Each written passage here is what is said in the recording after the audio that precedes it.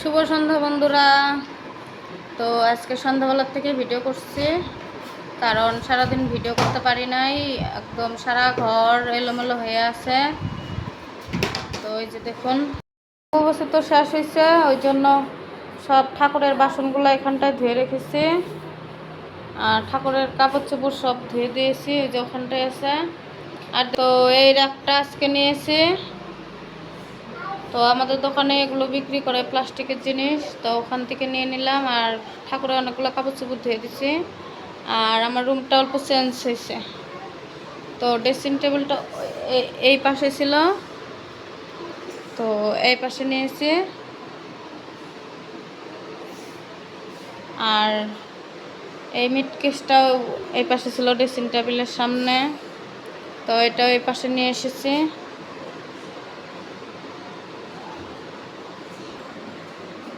আর এখানে অনেকগুলো পাপোশ ধুয়ে রেখেছি আজকে, মানে অম্বুবাসীর কাপড় চোপড় সব ধোয়া।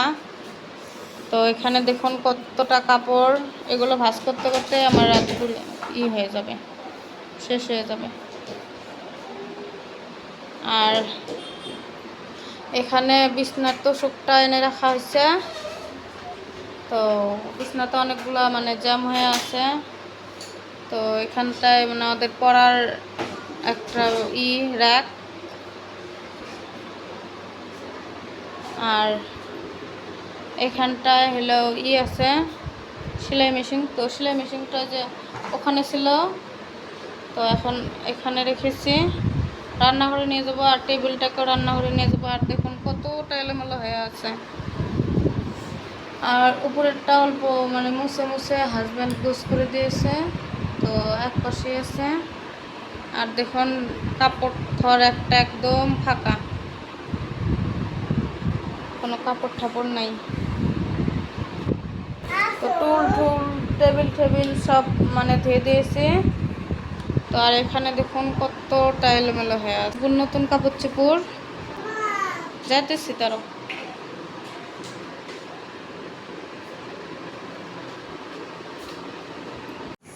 কাপড় রাখারই আমার জায়গা নেই, তো এটা মিড কেসটা ভালো করে মুছে নিচ্ছি, নিয়ে তারপরে কাপড়গুলো রেখে দেব।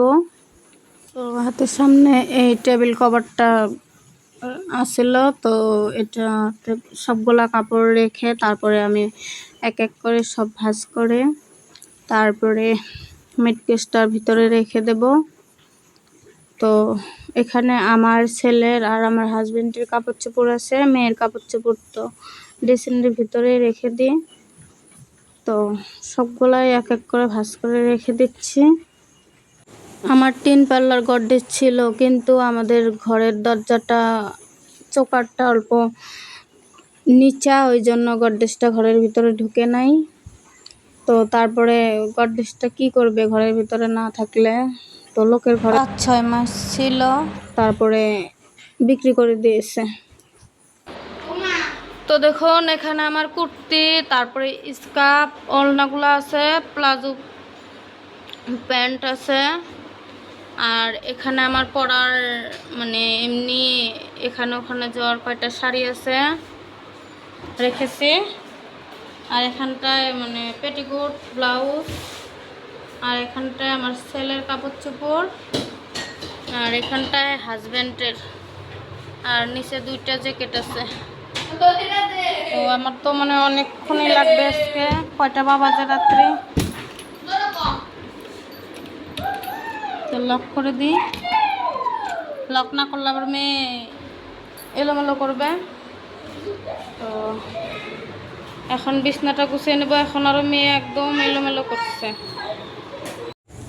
তো কাপড় চোপড় না রাখলে, জায়গা না থাকলে তো এমনটাই হয়। তো কিছুটা কাপড় চোপড় ট্রাঙের ভিতরে রেখেছি, আর কিছুটা যে দেখতে পেলেন টেবিলটা।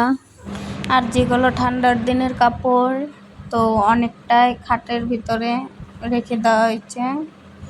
তো 4 জন মানুষের কাপড় চোপড় তো অনেকগুলোই হয়। ছেলেদের কাপড়টাও ধরুন এসম পরে শেষ করে দেয়। আর আমরা যেগুলো শাড়ি নেই, তো ওগুলো তো বিয়ে পুজো এগুলো ছাড়া আর পরাই যায় না। যতদিন মানে ইউজ ওগুলো তো মানে বাড়ির ভিতরে ইউজ করা যায় না, সব বাইরে ইউজ করতে লাগে, তো অনেকই কাপড় হয়ে যায়। তো আমি একটা কিনবো, এখন শোকেসে কিনি না গডরেজে কিনি, ওই জন্যই ঘরের জিনিসগুলো অল্প সরিয়েছি। তো হাতে অল্প টাকা আসলে তারপরে গুছিয়ে রাখবো।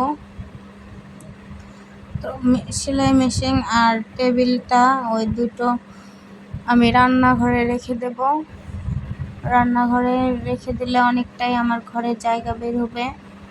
তো ঠাকুরের ওই জায়গাটা অনেকটা মানে জায়গা নিয়ে নিয়েছে। তো কি করার, ঠাকুর রাখা এখন মানে মন্দির নাই, আমাদের দুটোই রুম আর একটা রান্নাঘর। এখানে পর্দা লাগিয়ে নিচ্ছি জানলার। তো কালো পর্দা মানে কালো না, এটা চকলেট কালার। তো দেখছিলাম যে পর্দাটা কেমন হবে, ড্রেসিং অবধি যদি যায় তাহলে এই পর্দাটাই লাগিয়ে রেখে দেব। কিন্তু এটা দেখি মানে দুটো জানলার পাল্লা হয়েছে, তো একটা খোলাই থাকবে, ওই জন্য এটা খুলে নিচ্ছি। তো কিনতে হবে, কালা পর্দাই আমার কাছে ভালো লাগে। তো ওয়াল তো সাদা, ওয়াল রং করা হয় নাই, তো পুটিং করে রেখে দেওয়া হয়েছিল, তো ওই জন্যই সাদা ওয়াল। তো এখানে আমার পর্দা দুটো মানে আগের পর্দা দুটোই লাগিয়েছি। আর দেখুন বিছনা টিছনা গুছিয়েছি, তারপরে কাপড় চোপড় গুছিয়ে নেব। তো এখানে র্যাকটা তো একদম মানে খালি, ধুয়ে দিয়েছিলাম র্যাকটা, তো এখন তো শুকিয়ে গেছে আর অনেকগুলোই কাপড়। তো তাই কাপড় চোপড়গুলাই আগে ভাঁজ করে নিচ্ছি। তো ঘরে তো অনেক কাজই আছে এখনো বাকি, তো আগে কাপড় চোপড়গুলো গুছিয়ে নিলে কি হয়, ঘরটা মানে অত এলোমেলো থাকবে না। চেয়ার টেয়ার সব কাপড়ে ভর্তি। তো অনেক কাপড় ধুয়ে দেওয়া হয়েছিল, যতগুলো কাপড় বাইরে ছিল সবগুলাই, তাই সবগুলো এক এক করে মানে সবগুলো একখানে করে ভাঁজ করে এনেছি। তো ভাঁজ করা দেখাতে গেলে তো অনেক বড়ই ভিডিওটা হয়ে যাবে, তার জন্য। আর উপরে রেখে দিচ্ছি মেয়ের কাপড় চোপড়, মানে চারজন একটা চারটি জায়গায় আলাদা আলাদা করে রেখে দেব। তাহলে কি হয় মানে কাপড়টা যার যার কাপড় শেষে মানে নিয়ে রাখবে, তো অত এলোমেলো হবে না।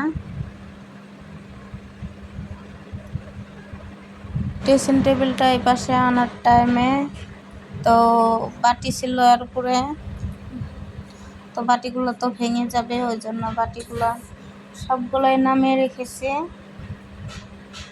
তো এখন সবগুলো বাটি গুছিয়ে রেখে দিচ্ছি।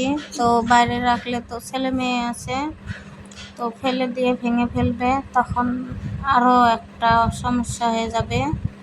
তো ওই যে আমি বাটিটা দেখাচ্ছিলাম, বাটিটা অনেক সুন্দর, মানে ছোট বাটি পায়েস, তারপরে মিষ্টি।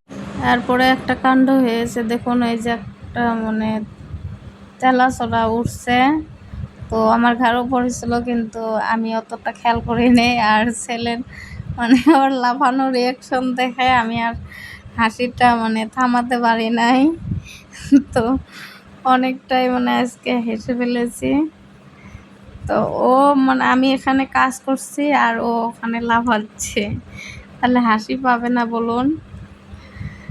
তো তারপরে আমি মানে হাসিটা আর থামাতেই পারছি না, হেসেই গেছিলাম, হেসেই আসলাম। তো তারপরে আমি এক এক করে সবগুলো বাসন গুছিয়ে নিচ্ছি। তো অনেকগুলোই বাসন মানে ধুয়েছিলাম, আর একটার ভিতরে সবগুলো এক এক করে গুছিয়ে নিচ্ছি। আর এগুলো চুলা, তারপরে কড়াই, এগুলো একাদশীতে আমি ব্যবহার করি। তো যখন একাদশী হবে তখন মানে উপর থেকে পেরে তারপরে কাজ করব। তো বন্ধুরা এই দেখুন গুছিয়ে নিয়েছি। আর এটা কালকে যেহেতু সব পরিষ্কার করতে হবে ঠাকুরের ওদিকে, মানে ঠাকুরকে দুধ দিতে হবে, তো ফলে কোনো রকম গুছিয়ে নিয়েছি।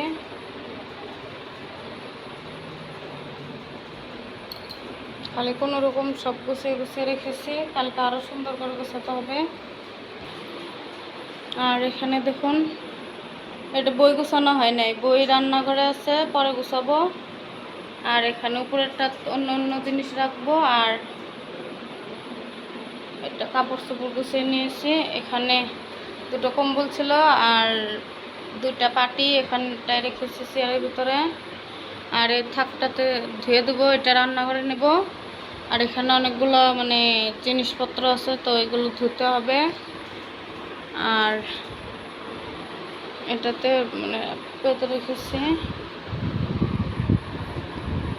আর বিছনাটা তো মোটামুটি গোছানোই হয়েছে, তো শর্ট টাইমে বালিশের কভারগুলো লাগিয়ে নেব। আর রান্নাঘরের বিছনাতে এই চাদরটা পারবো। আর মশারি তো রাত্রে লাগাতেই লাগবে। তো এখন রান্না করব। ঘর গোছাতে গোছাতে অনেকটাই রাত্রি হয়ে গেছে। ছেলে বলছে খিদা পাইছে, ভাত দাও। তো ভাত আছে কিন্তু সবজিটা তো নাই। তো অল্প কলার চচ্চড়ি, কাঁচকলার চচ্চড়ি আছে। তো আর অল্প মানে বড় বড় বুট, কাবলি বুট বলে নাকি, ওগুলো দিয়ে মানে ঘুগনির মতো করে বানাবো। আর এখানে হাজব্যান্ড অনেক বড় একটা, বেশি বড়ও না, একটা কাঁঠাল এনেছিল। তো কালকে এনেছে, কালকে তো কাঁঠালটা ভাঙা হয় নাই। তো কাঁঠালের আজকে বের করে নিচ্ছি কাঁঠালের এইগুলা। তো অনেকগুলাই কাঁঠালের রুয়া বলি, তো আপনারা কি বলেন। তো অনেকগুলাই বের হয়েছিল। তো ভেবেছিলাম যে অর্ধেক মানে রস বের করে তারপরে হলো ফ্রিজে রেখে দেবো, সকালবেলা মানে পকোড়ার মতো করে বানাবো। তো আমাদের ফ্রিজটা তো দোকানে থাকে, তো ছেলে কিটটা নিয়ে যেতে কালায় মানে পড়ে গেছিল, রসটা সব পড়ে গেছে। তো কয়টা রুয়া হাজব্যান্ডকে দিয়ে দিই, কয়টা ছেলে খাবে আর কয়টা 2-3টা আমি খাবো। তো খেয়ে দেখবো কেমন লাগে। তো টেস্টিও ছিল, কাঁঠালটা অনেক অনেক সুন্দর ছিল। কিন্তু মেয়ে খেতে পারে নাই, মেয়ে ঘুমিয়ে গেছিল। তো হাজব্যান্ডকে বলেছিলাম যে ফ্রিজে রেখে দাও। তো ফ্রিজে মানে কেমন করে ফ্রিজে রেখেছিল, তো পরের দিন দেখি কেমন যেন হয়ে গেছে। তো মেয়ে খেতে পারে নাই, আর এটা ছেলে খাচ্ছে। এখানে কাঁঠাল খেতে খেতে আমার ঘুগনিটা হয়ে গেছে, তাই ঘুগনিটাকে নামিয়ে নিলাম। তো দেখতে এমনটা কালার হলে কি হবে, কিন্তু অনেকটা টেস্টি হয়েছিল ঘুগনিটা। আজকে আমার পাটা অনেকটা ব্যথা, ওই জন্য ভাত নিয়ে সোজা এই ঘরে চলে এসেছি। তো আমার ভয়েসটা অল্প অসুবিধা হয়েছিল, ওই জন্য আমি ভয়েস কেটে দিয়ে মানে নতুন করে ভয়েস দিচ্ছিলাম। তো বন্ধুরা, আমার ভিডিওটা কেমন হলো কমেন্টে বলবেন। আর আজকের মতো ভিডিওটা এখানেই শেষ করছি। আপনারা সবাই ভালো থাকবেন, সুস্থ থাকবেন। দেখা হবে নেক্সট ভিডিওতে।